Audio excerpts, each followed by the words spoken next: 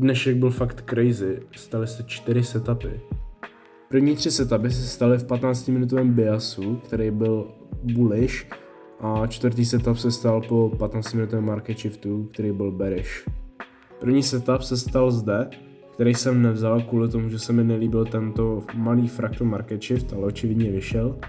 Druhý trade, který jsem vzal, tak se stal liquidity sweep, fractal market shift a ta flip zóna byla vlastně z market shiftu. A tak jsem ten trade vzal a krásně vyšel za pár minut. Třetí možný trade tak se stal vlastně z nemitigované demand zóny, který jsem nevzal. Nevzal jsem ho kvůli tomu, protože už mi vyšel trade z flip zóny, tak jsem se prostě necítil, ale do backtestu jsem se ho zapsal.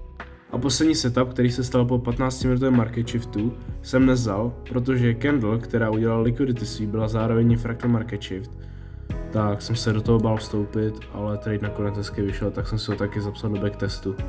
Takže dneska 1 výhra a další 3 setupy zapsány do backtestu, takže uvidíme, co bude zítra.